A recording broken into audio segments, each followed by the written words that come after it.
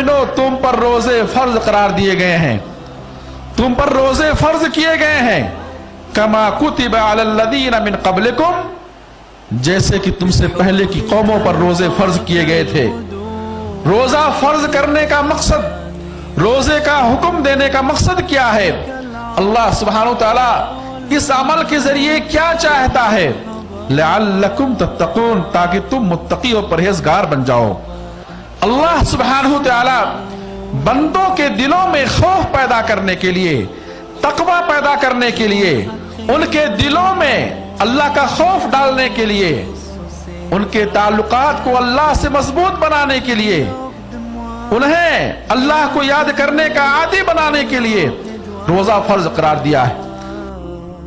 Notre bonheur est bien. We welcome you, month we all adore. We pray for happiness and more. To all the people, open up your door. Peace, love and joy, let them soar. إن الحمد لله نحمده ونستعينه ونستغفره ونعوذ بالله من شرور أنفسنا ومن سيئات أعمالنا من يهده الله فلا مضل له ومن يضلله فلا هادي له وأشهد أن لا إله إلا الله وحده لا شريك له وأشهد أن محمدا عبده ورسوله أما بعد فإن خير الحديث كتاب الله وخير الهدي هدي محمد صلى الله عليه وسلم وشر الأمور محدثاتها وكل محدثة بدعة وَكُلَّ بِدْعَةٍ ضَلَالَةٍ وَكُلَّ ضَلَالَةٍ فِي النَّارِ يَا أَيُّهَا الَّذِينَ آمَنُوا اتَّقُوا اللَّهَ حَقَّ تُقَاتِهِ وَلَا تَمُوتُنَّ إِلَّا وَأَنْتُمْ مُسْلِمُونَ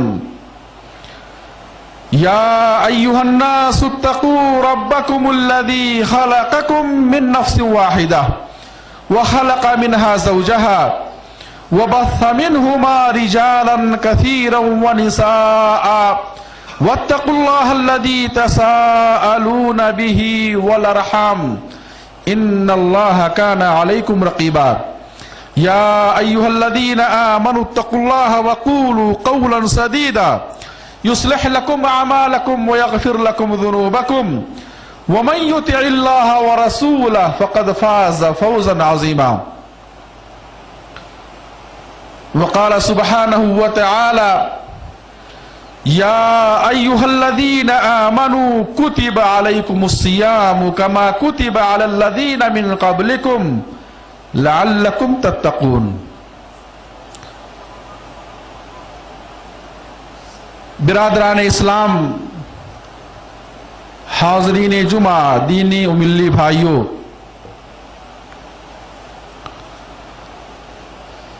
رمضان کی آمد ہے۔ اللہ عز و جل کی توفیق اور اس کے فضل و احسان سے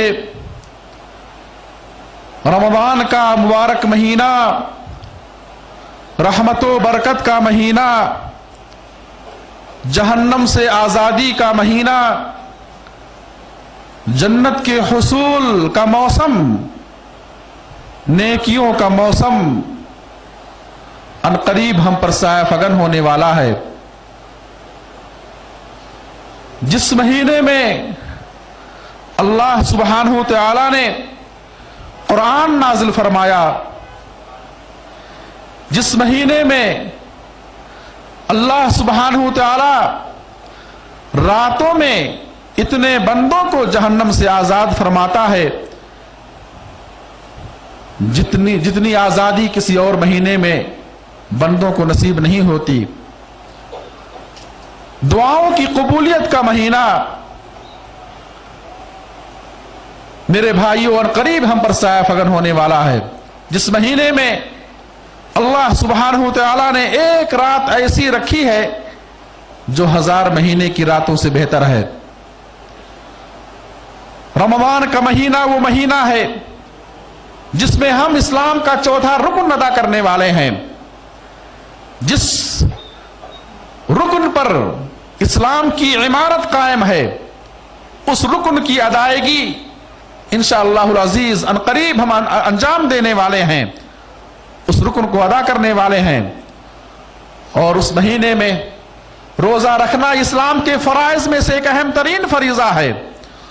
اور میرے بھائیوں، ایک روزہ ایک ایسا عمل ہے، ایک ایسی عبادت ہے کہ اللہ سبحانہ وتعالی نے پچھلی تمام قوموں پر، تمام امتوں پر اللہ نے روزہ فرض قرار دیا تھا۔ یہ اور بات ہے کہ دن مختلف تھے، مہینے مختلف تھے، روزے کے طریقے مسائل مختلف تھے، لیکن روزہ ایک ایسی عبادت ہے کہ اللہ سبحانہ وتعالی نے پچھلی تمام قوموں پر فرض قرار دیا تھا۔ قرآن کریم میں اللہ فرماتے ہیں، یا ایھا الذین آمنوا کتب علیکم الصیام کما کتب علی الذین من قبلکم لعلکم تتقون۔ اے مومنو، تم پر روزے فرض قرار دیے گئے ہیں، تم پر روزے فرض کیے گئے ہیں، کما کتب علی الذین من قبلکم، جیسے کہ تم سے پہلے کی قوموں پر روزے فرض کیے گئے تھے۔ روزہ فرض کرنے کا مقصد، روزے کا حکم دینے کا مقصد کیا ہے؟ اللہ سبحانہ وتعالی اس عمل کے ذریعے کیا چاہتا ہے؟ لعلکم تتقون، تاکہ تم متقی و پرہیزگار بن جاؤ۔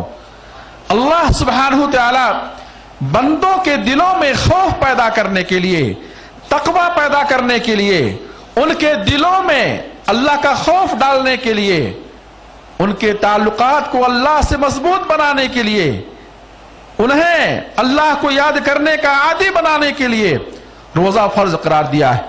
چنانچہ آپ دیکھیں کہ روزے کی حالت میں بندہ صبح صادق سے لے کر غروب آفتاب تک 12 13 14 15 گھنٹے وہ مسلسل اللہ کو یاد کرتا ہے، اللہ کو یاد کرتا ہے۔ کس اعتبار سے؟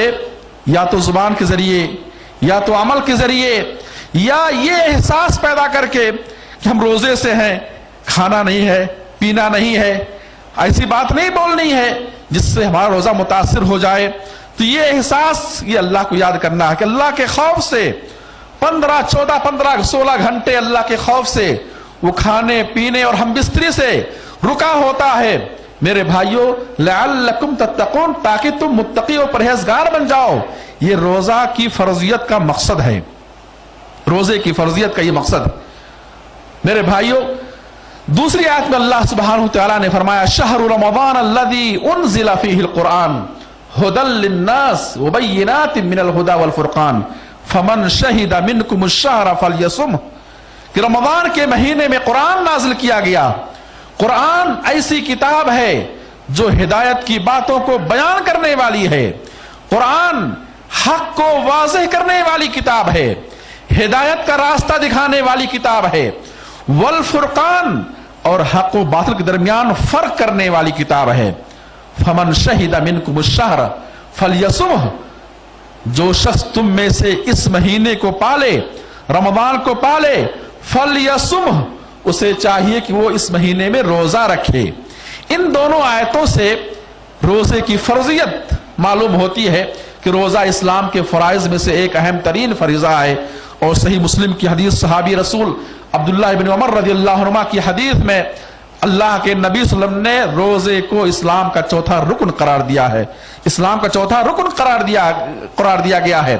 اور جو شخص بغیر کسی شرعی عذر کے، بغیر کسی شرعی مجبوری کے روزہ ترک کرتا ہے، ایسا شخص اسلام کی عمارت کو منہدم کر رہا ہے، اپنے اسلام کو ضائع کر رہا ہے، اپنے دین و ایمان کو ضائع کر رہا ہے۔ ابو امامہ الباہلی رضی اللہ عنہ سے روایت ہے، صحابی رسول ابو امامہ الباہلی رضی اللہ عنہ سے روایت ہے، کہتے ہیں رسول اللہ صلی اللہ علیہ وسلم نے فرمایا کہ میں سویا ہوا تھا، اور یہ حدیث صحیح ابن حبان اور صحیح ابن خزیمہ میں یہ حدیث موجود ہے۔ آپ فرماتے ہیں کہ میں سویا ہوا تھا, میرے پاس رات میں دو فرشتے آئے اور وحی کی قسموں میں سے ایک قسم یہ ہے کہ اللہ سبحانہ وتعالی نبیوں کو خواب دکھاتا ہے اور خواب کے ذریعے اپنا میسج اور پیغام اور دین کی باتیں انہیں دیتا ہے, اور یہ صرف نبیوں کے لیے خاص ہے, یہ صرف نبیوں کے لیے خاص ہے. نبیوں کے علاوہ کسی بھی عالم یا امام یا مفتی یا کسی بھی امتی کا خواب دین نہیں ہے, حجت اور دلیل نہیں ہے, یہ صرف نبیوں کے لیے خاص ہے. یہ وحی کی قسموں میں سے ایک قسم ہے کہ اللہ سبحانہ وتعالی اپنے نبی کو کبھی کبھار خواب کے ذریعے دین کی باتیں پہنچاتا ہے. تو آپ فرماتے ہیں کہ میں سویا ہوا تھا, میرے پاس دو فرشتے آئے اور مجھے لے کر کے ایک اونچے پہاڑ کی طرف گئے. مجھ سے کہا چڑھو. میں نے کہا کہ میں اس اونچائی پر چڑھ نہیں سکتا. فرشتوں نے کہا سنسہلہ لک, چڑھو تم, ہم تمہارے لیے سہولت کریں گے, تمہارے لیے آسانیاں کریں گے, ہم تمہاری مدد کریں گے, چڑھیں آپ پہاڑ پر. آپ فرماتے ہیں کہ میں پہاڑ کی چوٹی پر چڑھ گیا. وہاں میں نے کچھ لوگوں کی آوازیں سنی, چیخ و پکار سنا.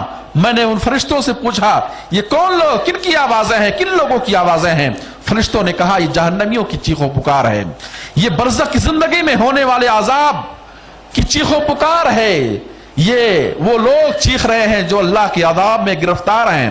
کہتے ہیں, آپ فرماتے ہیں کہ میں کچھ اور دور لے جایا گیا, وہاں میں نے دیکھا کچھ لوگ اوندھے منہ لٹکے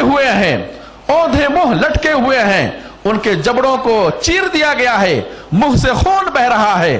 میں نے پوچھا یہ کون لوگ ہیں؟ فرشتوں سے میں نے پوچھا یہ کون لوگ ہیں جنہیں عذاب ہو رہا ہے؟ فرشتوں نے کہا یہ وہ لوگ ہیں جو دنیا کے اندر روزے نہیں رکھتے تھے, انہیں برزخ کی زندگی میں عذاب ہو رہا ہے, انہیں جہنم میں عذاب ہوگا. میرے بھائیوں, یہ اسلام کا چوتھا رکن رمضان کا روزہ, یہ اسلام کے فرائض میں سے ایک اہم ترین فریضہ ہے.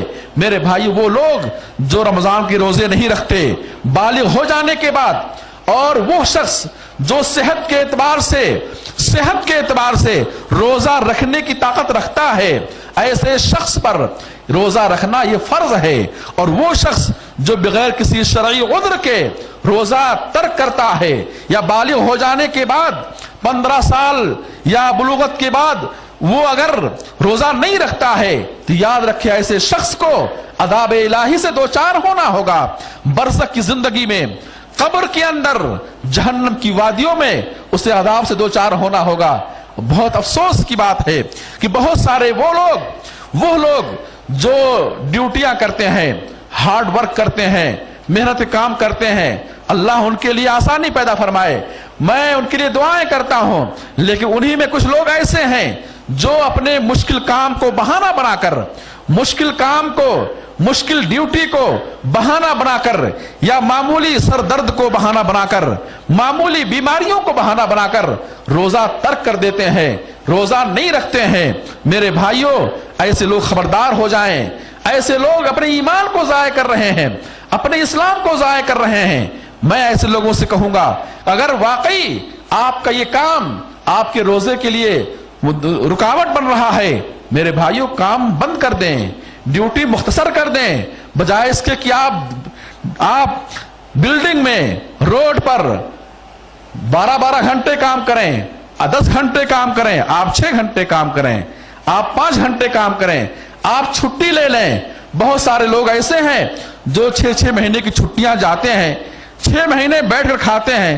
اگر وہ رمضان کے مہینے میں ڈیوٹی نہ کریں, چھٹی لے لیں یا ایک سفر کر جائیں, تو میرے بھائی کیا وہ بھوکے رہیں گے؟ ہرگز نہیں, بھوکے نہیں رہ سکتے. جس سال بھر کما رہے ہیں, سال بھر محنت کر رہے ہیں, 1 مہینہ اگر بیٹھ جائیں گے اس سے آپ کی روزی پر کوئی فرق نہیں پڑے گا. لیکن دنیا کی خاطر, چند سکوں کی خاطر اپنے ایمان کا سودا کر جائیں, چند سکوں کی خاطر اسلام کے فریضے کو ترک کر دیں, تو میرے بھائیو یہ بدنصیبی کی بات ہے. ایسا شخص بدنصیب ہے. بل تؤثرون الحیات الدنیا والآخرۃ خیر وابقی. قرآن کریم میں اللہ نے فرمایا کہ اے انسانوں, تم دنیا کو ترجیح دیتے ہو, دنیا کی زندگی کو ترجیح دیتے ہو آخرت پر. پر، جبکہ آخرت ہی بہتر زندگی ہے، وہی باقی رہنے والی زندگی ہے۔ یہ دنیا فانی ہے، یہ دنیا فانی ہے میرے بھائیوں۔ چند سکوں کے خاطر، چند پیسوں کی خاطر جو لوگ اپنے دین کو ضائع کر رہے ہیں، روزہ نہیں رکھتے، روزہ نہیں رکھتے، آپ دنیا کی خاطر روزہ چھوڑ دے رہے ہیں۔ میں کہتا ہوں کہ آپ روزے کی خاطر دنیا کیوں نہیں چھوڑ رہے ہیں؟ روزے کی خاطر دنیا کیوں نہیں چھوڑ رہے ہیں؟ ایمان کی خاطر دنیا کیوں نہیں چھوڑ رہے ہیں؟ آپ ایک باقی رہنے والی زندگی کو قربان کر دے رہے ہیں فانی زندگی کی خاطر، فانی زندگی کی خاطر باقی رہنے والی زندگی قربان کر رہے ہیں۔ میرے بھائیوں، ہمیں چاہیے کہ ہم اس باقی رہنے والی زندگی کی خاطر فنا ہونے والی زندگی کو قربان کر دیں۔ تو غرضے کی رمضان کا روزہ اسلام کے فرائض میں سے ایک اہم ترین فریضہ ہے۔ اس کے بغیر اسلام نہیں، اس کے بغیر ایمان نہیں، اس کے بغیر اسلام کی عمارت منہدم ہو جائے گی، ڈھا جائے گی۔ میرے بھائیوں، رمضان سے پہلے کچھ نصیحتیں تمام مسلمانوں کو کرنی چاہیے، اور ان نصیحتوں کو ہمیں اپنے سامنے رکھنا چاہیے، اور ان نصیحتوں کے مطابق ہمیں اس مہینے میں داخل ہونا چاہیے اور اس مہینے کا استقبال کرنا چاہیے۔ انہی نصیحتوں میں سے ایک نصیحت رمضان سے پہلے، ایک نصیحت یہ ہے کہ ہمیں چاہیے کہ رمضان سے پہلے ہم روزے کے مسائل کو سیکھ لیں، روزے کے مسائل کو سیکھ لیں۔ روزے کے آداب کیا ہیں؟ روزے کے آداب کیا ہیں؟ روزے کا مقام کیا ہے؟ کن چیزوں سے روزہ ٹوٹ جاتا ہے؟ کن چیزوں سے روزہ متاثر ہو جاتا ہے؟ کن چیزوں سے روزہ مکروہ ہو جاتا ہے؟ ان مسائل کو ہم سیکھ لیں۔ روزہ کیسے رکھنا چاہیے؟ روزہ کب سے کب تک رکھنا چاہیے؟ روزے کی حالت میں کن چیزوں سے پرہیز کرنا چاہیے؟ یہ مسائل ہم پہلے سیکھ لیں۔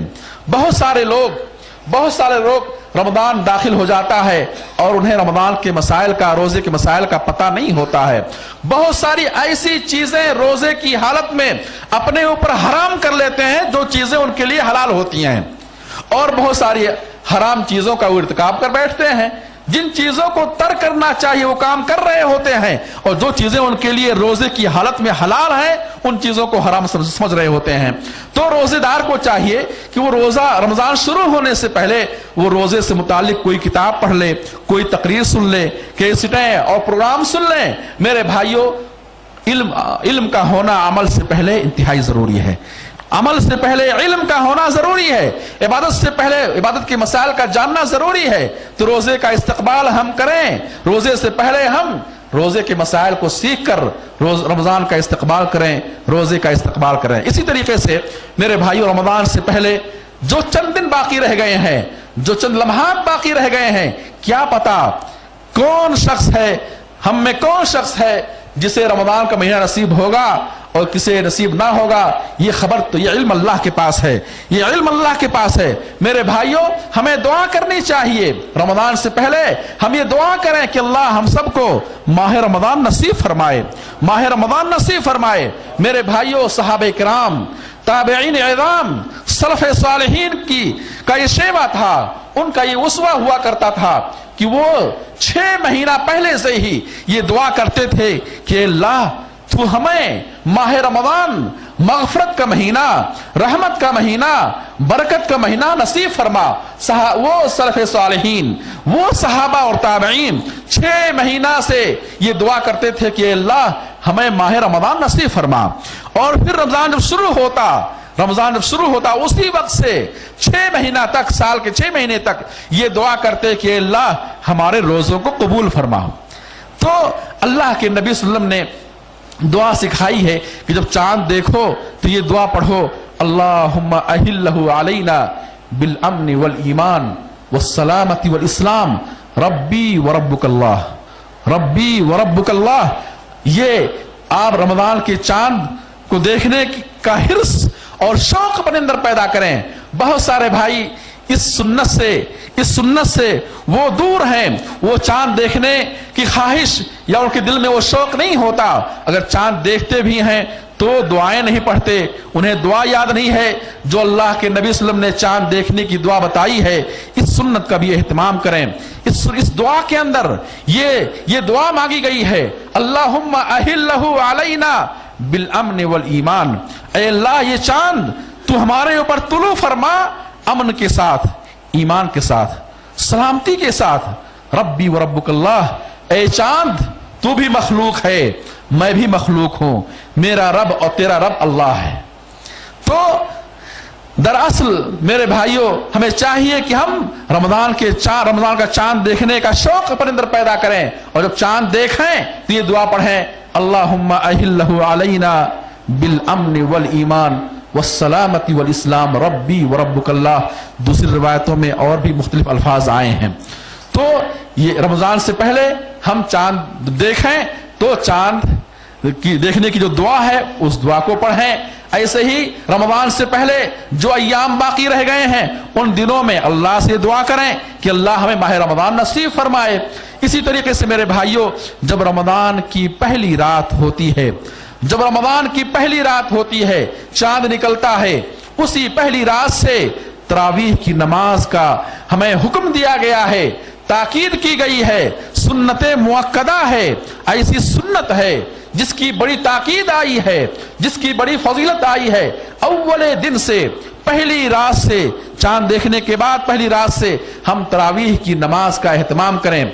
बहुत सारे भाई खास तौर पर पहली तरावीह उनसे छूट जाती है, गफलत की बिना पर, लापरवाही की बिना पर, या दुनियावी मसरूफियात की बिना पर वो पहले से तैयार नहीं होते हैं, पहले से तैयार नहीं होते हैं। मुमकिन है आज चांद निकल आए, लाओ हम रात काम सुबह कर लें, दिन में कर लें, अपने आप को खाली कर लें, फारिग कर लें। मेरे भाइयों, इस तरीके से अक्सर लोगों से पहली तरावीह छूट जाती है। तो हम रमजान से पहले अपने कामों की तरतीब बनाएं और उस महीने में दाखिल होने के लिए तैयार हो जाएं ज़हनी तौर पर, और इसी तरीके से काम के एतबार से, हर एतबार से हम उस महीने में दाखिल होने के लिए तैयार हो जाएं। ऐसे मेरे भाइयों, रमजान से पहले हम इस्तिग़फ़ार करें, तौबा करें, अल्लाह से माफी मांगें। यकीनन बशर होने के नाते, इंसान होने के नाते, हम हो या आप हो या कोई भी शख्स हो, इंसान होने के नाते हर एक से गलतियां होती हैं, हर एक के अंदर खामियां पाई जाती हैं, हर एक के अंदर कोताहियां पाई जाती हैं, गुनाह सरजद हो जाते हैं, और शैतान हर एक के साथ लगा हुआ है, हर एक के पीछे लगा हुआ है, हर इंसान को बहकाने के लिए वो मुकम्मल तौर पर तैयार है। मेरे भाइयों, साल के 11 महीने जो शैतानी वसवसों और शैतानी ख्यालात और शैतानी बहकावे में जो हम और आप डूबे हुए हैं, मेरे भाइयों, रमजान से पहले हम तौबा इस्तिग़फ़ार कर लें, अपने अमाल का जायजा लें, अपने नफ्स का मुहासबा करें, अपनी खामियों, कोताहियों और गुनाहों को याद करें, अल्लाह के सामने शर्मिंदा हो, तौबा इस्तिग़फ़ार करें, माफी मांगें। अल्लाह सुब्हानहू तआला गुनाहों को माफ करने वाला है, अल्लाह तौबा कबूल करने वाला है। इस हाल में हम रमजान में दाखिल हो कि अल्लाह हमारे गुनाहों को माफ कर चुका हो, अल्लाह हमारे गुनाहों को माफ कर चुका हो। इस हाल में हम रमजान के महीने में दाखिल हो कि अल्लाह सुब्हानहू तआला हमसे राजी और खुश हो चुका हो। मेरे भाइयों, इस हाल में हम रमजान में दाखिल हो कि हमारे सहीफे, गुनाहों के सहीफे साफ हो चुके हों, पाक हो चुके हों, ताकि पहली रात से, पहले दिन से हम रमजान की खैर व बरकत मुकम्मल तौर पर हासिल कर सकें। ऐसे मेरे भाइयों, रमजान से पहले हमें रोजे का सवाब, रोजे की फजीलत, रोजे पर अल्लाह सुब्हानहू तआला ने जो बशारतें रखी हैं, जो खुशखबरियां रखी हैं, रमजान से पहले हम उन बशारतों और उन खुशखबरियों और उन सवाब को, अजर सवाब को हम सीख लें, जानकारी ले लें, और जब रोजा रखें तो हम उस सवाब को अपनी आंखों के सामने रखें। मेरे भाई, अगर हम कोई काम करें और उस काम की मजदूरी हमें मालूम हो और हमारे आंखों के सामने ये हो कि ये काम हम करेंगे, हमें इतनी मजदूरी मिलेगी, हमें ये बदला मिलेगा, तो उस काम के अंदर आपका दिल लगेगा और आपके अंदर हिम्मत पैदा होगी, जोश जज्बा पैदा होगा और सही तरीके से वो काम करने की कोशिश करेंगे। ऐसे ही अगर रोजे का जो बदला है, रोजे का जो सवाब है, अगर हम जानेंगे कि हम रोजा रखेंगे तो अल्लाह हमें ये अता फरमाएगा, रोजे का मकाम ये है अल्लाह के यहाँ, रोजेदार का मकाम ये है अल्लाह के यहाँ। और इस तरीके से मेरे भाइयों, अगर रोजे के फजाइल को वो जानेगा تو وہ صحیح طور سے روزہ رکھے گا، ان فضائل کو، ان ثواب کو حاصل کرنے کی کوشش کرے گا۔ روزے سے پہلے ہم روزے کے ثواب کو جان لیں، روزے کے مقام کو جان لیں۔ روزے کا مقام کیا ہے، رمضان کا مقام کیا ہے؟ سنن ترمذی اور سنن ابن ماجہ کے اندر حدیث موجود ہے کہ جب رمضان کی پہلی رات ہوتی ہے، آپ فرماتے ہیں جب رمضان کی پہلی رات ہوتی ہے، فتحت ابواب الجنہ، جنت کے سارے دروازے کھول دی جاتے ہیں۔ سال کے 11 مہینے وہ دروازے بند ہوتے ہیں، جنت کے دروازے بند ہوتے ہیں۔ جب رمضان کی پہلی رات ہوتی ہے، چاند طلوع ہوتا ہے، اللہ سبحانہ تعالیٰ جنت کے دروازوں کو کھول دیتا ہے، ان میں سے کوئی دروازہ بند نہیں ہوتا، اور جہنم کے دروازوں کو بند کر دیتا ہے، ان میں سے کوئی دروازہ کھلا ہوا نہیں ہوتا۔ سال کے 11 مہینے جہنم کے دروازے کھلے ہوتے ہیں، جب رمضان کا مہینہ آتا ہے، پہلی رات آتی ہے، جہنم کے دروازے بند کر دی جاتے ہیں۔ اور فرماتے ہیں آپ رمضان کی پہلی رات میں شیطانوں کو، سرکش جنوں کو، بڑے بڑے شیاطین کو، شیطانوں کے سرداروں کو اللہ سبحانہ وتعالی قید کر دیتا ہے، قید کر دیتا ہے۔ یہ اللہ کا فضل ہے، یہ اللہ کا احسان ہے، اور وہ اللہ جس نے شیطان کو یہ صلاحیت دی، یہ قوت دی کہ وہ انسان کے خون کی رگوں میں دوڑتا ہے، انسان کے دلوں میں گھس کر وسوسے پیدا کرتا ہے، انسان کو بہکاتا ہے۔ وہ اللہ اس بات پر قادر ہے اور یقیناً قادر ہے کہ ان شیطانوں سے یہ صلاحیت چھین لے، ان شیطانوں سے یہ طاقت چھین لے۔ چنانچہ اللہ سبحانہ تعالیٰ رمضان کی پہلی رات میں شیطانوں کو، سرکش جنوں کو قید فرما دیتا ہے، اور آسمان سے وَيُنَادِي مُنَادِي مِنَ السَّمَاءِ وَيُنَادِي مُنَادٍ مِنَ السَّمَاءِ، آسمان سے فرشتہ دنیا والوں کے لیے یہ اعلان کرتا ہے، یا باغی الخیر اقبل و یا باغی الشر اقصر، رواہ الترمذی وابن ماجہ بسند صحیح۔ آسمان سے فرشتہ یہ اعلان کرتا ہے رمضان کی پہلی رات میں، اے بھلائی کے چاہنے والوں، اے خیر کے طلبگاروں، اے اللہ کی رحمت، اللہ کی برکت اور اللہ کے خیر کو حاصل کرنے والوں، آگے بڑھو، نیکیوں کا موسم آیا ہے، نیکیوں کا موسم آیا ہے، اللہ کی رحمتوں کا موسم آیا ہے، مغفرت اور بخشش اور معافی کا موسم آیا ہے۔ یا باغی الخیر اقبل، اے بھلائی کے چاہنے والے اقبل، آگے بڑھو، ویا باغی الشر اقصر، اور اے برائی کے طلبگاروں، اے گناہوں میں ڈوبے ہوئے لوگوں، اے گناہوں میں لت پت انسانوں، اقصر، رک جاؤ، گناہ کرنے سے رک جاؤ۔ میرے بھائیوں، اس طرح سے رمضان کی پہلی رات میں آسمان پر رمضان کا استقبال ہوتا ہے۔ ہم رمضان سے پہلے روزے کا مقام جانیں، روزے کی اہمیت جانیں، روزے دار کا مقام جانیں۔ حدیث آپ فرماتے ہیں، متفق علیہ روایت ہے، کل عمل ابن آدم یضاعف والحسنۃ بعشر امثالها الى 700 ضعف الا الصوم فانه لي وانا اجزي به۔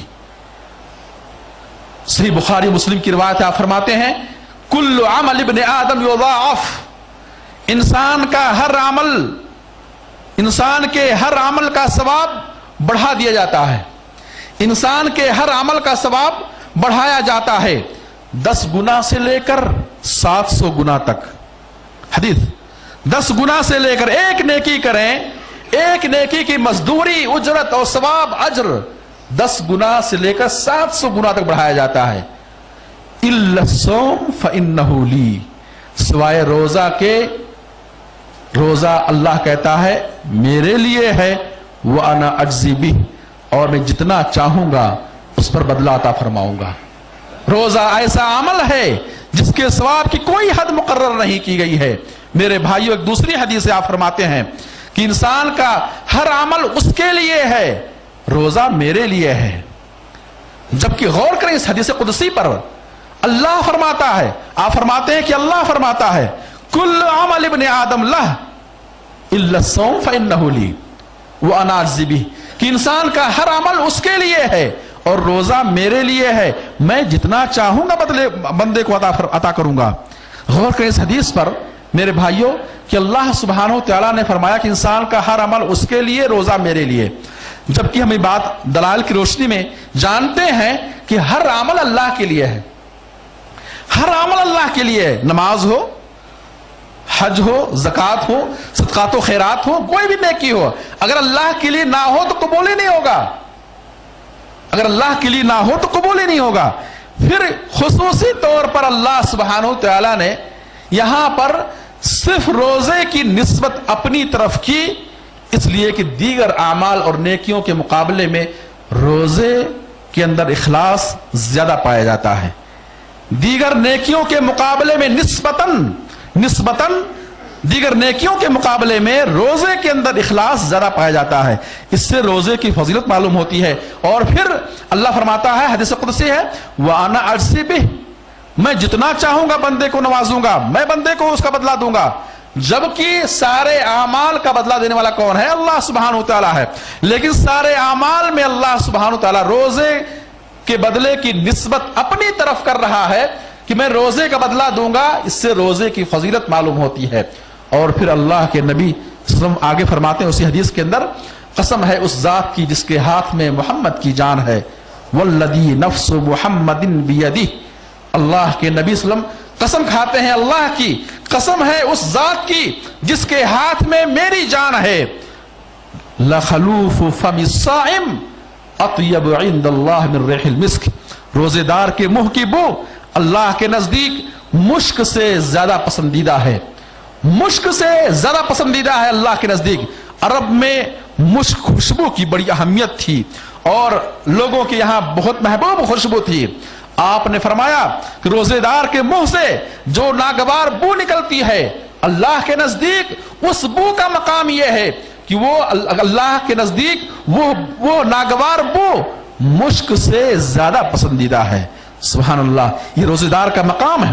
اور آپ فرماتے ہیں وَلِلصَّائِمِ فَرْحَتَانِ فَرْحَةٌ عِنْدَ فِطْرِهِ اِذَا أَفْطَرَ وَفَرْحَةٌ عِنْدَ لِقَاءِ رَبِّهِ، کہ روزے دار کو دو خوشی ہے، اور کسی عمل پر یہ بشارت نہیں آئی ہے کہ اس عمل کے کرنے کے لیے دو خوشیاں ہیں، لیکن میرے بھائیوں روزہ ایسا عمل ہے، روزہ ایسی عبادت ہے کہ اس عمل کے کرنے والے کے لیے، روزے دار کے لیے یہ خوشخبری سنائی گئی ہے کہ یہ روزے دار کو دو خوشیاں ہیں، روزے دار کے لیے دو خوشیاں ہیں۔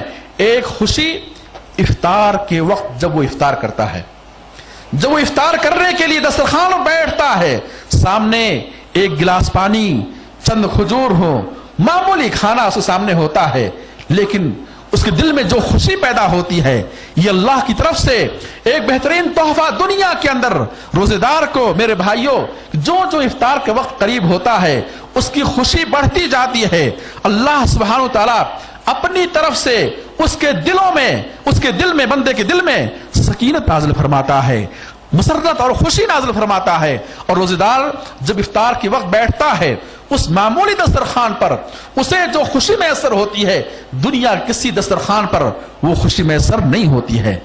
اور دوسری خوشی جب وہ رب سے ملاقات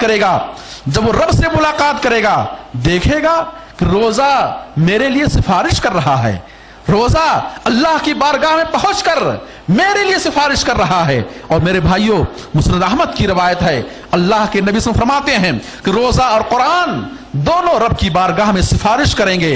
روزہ کہے گا، اے اللہ اس بندے نے میری خاطر بھوک و پیاس کو برداشت کیا، اس بندے نے میری خاطر شہوت کی چیزوں کو چھوڑے رکھا، اے اللہ اس بندے کے بارے میں میری سفارش قبول فرما۔ قرآن کہے گا، اے اللہ اس بندے نے میری خاطر نیند کو قربان کیا، رات کی نیند کو قربان کیا میری خاطر، اے اللہ اس بندے کے بارے میں میری سفارش قبول فرما۔ فیشفعان، قرآن کی سفارش قبول کی جائے گی، روزے کی سفارش قبول کی جائے گی۔ میرے بھائیوں رمضان کا مہینہ، نزول قرآن کا مہینہ، قرآن اور روزہ دونوں ایک ساتھ رب کی بارگاہ میں سفارش کرنے کے لیے پہنچیں گے، بندے کے لیے سفارش کریں گے۔ جب روزے دار دیکھے گا کہ روزہ رکھنے کی وجہ سے آج ہمیں یہ بدلے دیے جا رہے ہیں. آج ہمارا یہ مقام ہے کہ جنت میں ایک دروازہ خاص کر دیا گیا ہے جس دروازے سے صرف روزے دار ہی داخل ہوں گے. میرے بھائیوں، جب روزے دار روزے کا مقام دیکھے گا، اجر و ثواب دیکھے گا، اس کے دل میں وہ خوشی میسر ہوگی، اس کے دل کو وہ خوشی حاصل ہوگی جو کسی اور عمل کرنے والے کو حاصل نہ ہوگی. تو آپ فرماتے ہیں روزے دار کے لیے دو خوشیاں ہیں، ایک افطار کے وقت دنیا کے اندر اور یہ معمولی، اور آخرت میں رب سے ملاقات کے وقت جب وہ گناہوں کی مغفرت دیکھے گا کہ میں نے اتنے گناہ کیے تھے دنیا کے اندر، میں نے اتنے گناہ دنیا کے اندر کیے تھے، یہ روزہ ان سارے گناہوں کو جلا دیا، یہ روزہ ان سارے گناہوں کے لیے کفارہ بن گیا، میری فلاں غلطی، فلاں گناہ. میرے بھائیوں، جب وہ روزے دار دیکھے گا گناہوں کا انبار ہے، گناہوں کا ذخیرہ ہے، روزہ آتا ہے سارے گناہوں کو اڑا دیتا ہے، جب وہ یہ مقام دیکھے گا اس کے دل میں جو خوشی حاصل ہوگی وہ خوشی میرے بھائیوں کسی اور عمل کے کرنے والے کو حاصل نہ ہوگی. ایسے میرے بھائیوں، رمضان سے پہلے ہم اپنے عقیدے اور ایمان کی اصلاح کر لیں، اپنے عقیدے اور ایمان کی اصلاح کر لیں. یاد رکھو یہ روزہ اس وقت اللہ کے ہاں قبول ہوگا جب ہمارا عقیدہ درست ہوگا، یہ روزہ اس وقت اللہ کے ہاں قبول ہوگا جب ہمارا ایمان درست ہوگا، روزہ اس وقت اللہ کے ہاں قبول ہوگا جب ہم عقیدے توحید پر ہوں گے، شرک سے، کفر سے، بدعقیدگیوں سے، بدعت و خرافات سے جب ہماری زندگی، ہمارا دل، ہماری زبان، ہمارے اعمال جب شرک و بدعات سے پاک ہوں گے تو میرے بھائیو یاد رکھو اسی وقت ہمارا روزہ اللہ کے ہاں قبول ہوگا. ورنہ یہ بھوک و پیاس 14-15 گھنٹے کی بھوک اور پیاس میرے بھائیو اللہ کے ہاں کوئی کام نہ دیں گے، اللہ کے ہاں کوئی کام نہ دے گی. یاد رکھو حدیث آپ فرماتے ہیں، صحیح بخاری و مسلم کی حدیث، صحابی رسول ابو ہریرہ رضی اللہ عنہ سے روایت ہے، فرماتے ہیں من صام رمضان ایمانا و احتسابا غفر له ما تقدم من ذنبه. اس حدیث پاک میں روزے کے قبول ہونے کے لیے دو شرطیں بتائی گئی ہیں. رمضان کا روزہ اس وقت اللہ کے ہاں قبول ہوگا، رمضان کا روزہ اس وقت ہمارے گناہوں کے لیے کفارہ ہوگا، رمضان کا روزہ اس وقت ہمیں اللہ کی رحمتیں دلائے گا جب ہمارے اندر دو شرطیں پائی جائیں گی.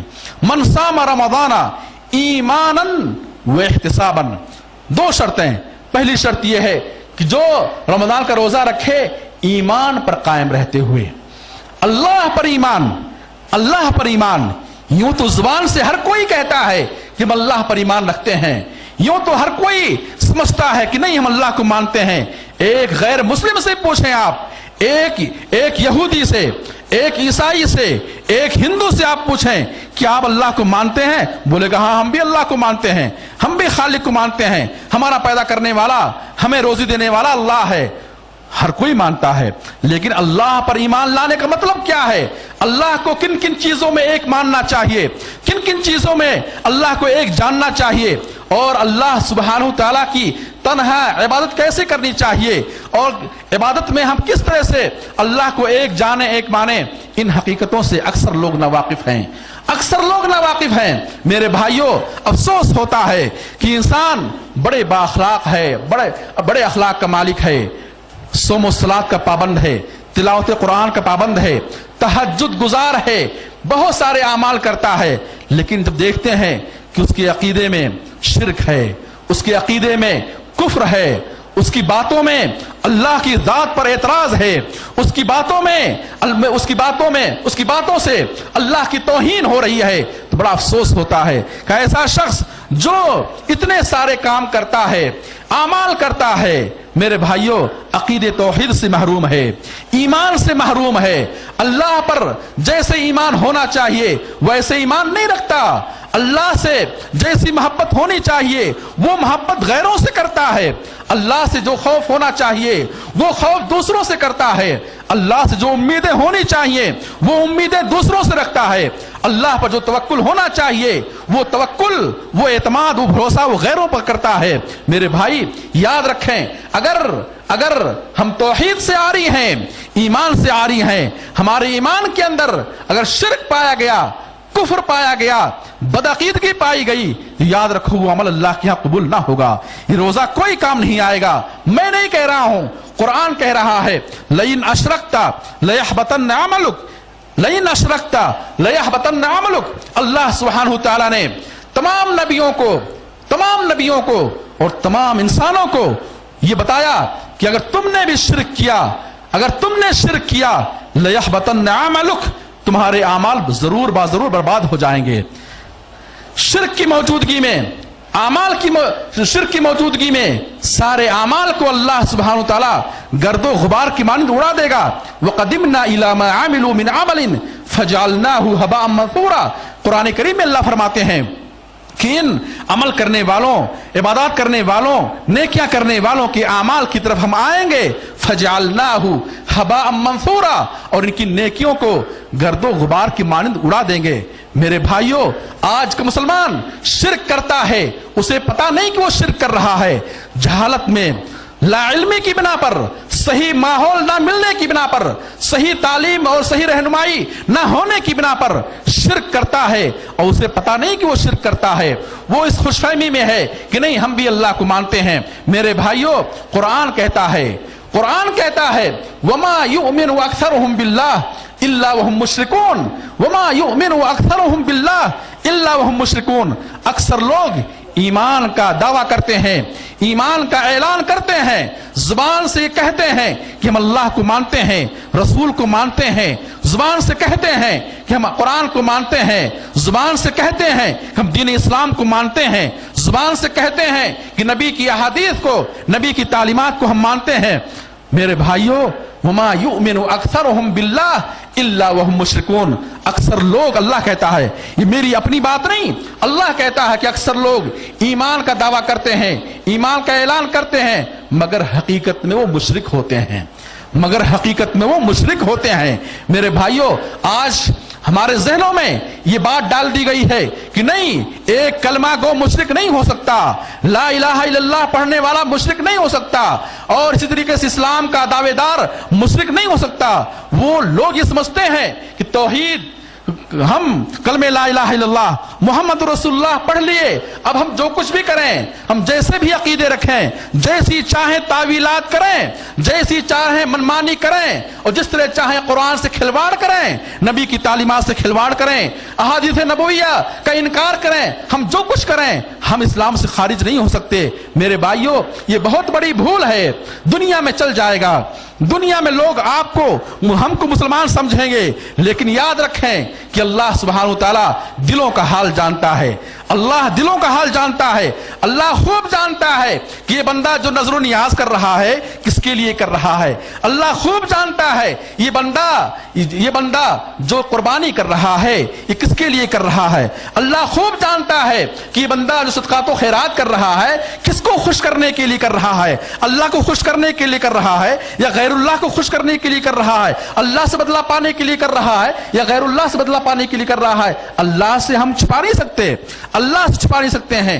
دلوں کا حال اللہ خوب جانتا ہے. میرے بھائیوں، ہمیں چاہیے کہ رمضان سے پہلے ہم اپنے عقیدوں کی اصلاح کر لیں، اپنی ایمان کی اصلاح کر لیں. الحمدللہ قرآن کے ترجمے موجود ہیں، کتابیں موجود ہیں، اہل حق موجود ہیں، علماء موجود ہیں. ایک سے نہیں 10 سے پوچھیں، پڑھیں، کتابوں کو پڑھیں، تشفی بخش جواب لیں اور اللہ سے دعا کریں کہ اللہ ہمیں عقید توحید اور ایمان اپنے دلوں کے اندر بسانے کی توفیق عطا فرمائے.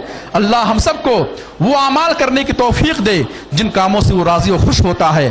اللہ ہم سب کو ہر قسم کی خرافات سے محفوظ رکھے، شرک و بدعات سے محفوظ رکھے، بدعقیدگیوں سے اللہ ہمارے دلوں کو پاک کر دے. یوم لا ينفع مال ولا بنون الا من اتى اللہ بقلب سلیم. جس دن نہ مال کام آئیں گے نہ اولاد کام آئے گی، وہ شخص کامیاب ہوگا جو ایسا دل لے کر کے رب کی بارگاہ میں پہنچے گا جو دل شرک سے پاک ہے، جو دل خرافات سے پاک ہے، شبہات سے پاک ہے، غلط شہوات سے پاک ہے، جو صاف شفاف دل لے کر کے اور اس دل میں ایمان اور توحید کو بسا کر رب کے پاس پہنچے گا، وہ شخص کامیاب ہوگا. اللہ ہم سب کو قلب سلیم عطا فرمائے. ربنا آتنا فی الدنیا حسنہ وفی الآخرۃ حسنہ وقنا عذاب النار. ربنا ظلمنا انفسنا وان لم تغفر لنا وترحمنا لنكونن من الخاسرین. ربنا تقبل منا انك انت السميع العليم وتب علينا انك انت التواب الرحيم. اقول قولي هذا واستغفر الله لي ولكم ولسائر المسلمين فاستغفروه إنه هو الغفور الرحيم.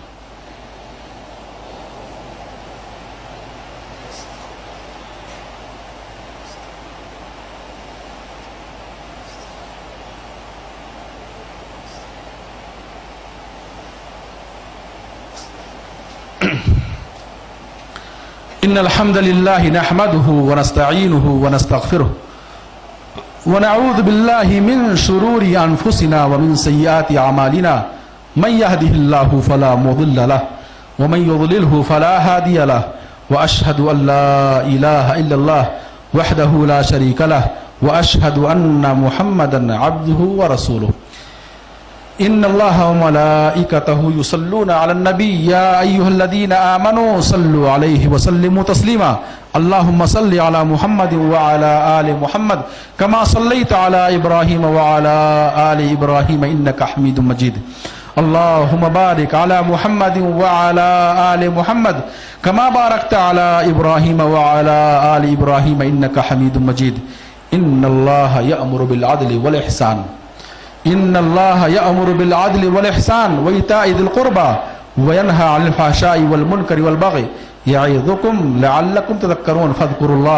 فاذكروا الله يذكركم وادعوه يستجب لكم إنه تعالى جواد كريم ملك بر رؤوف رحيم.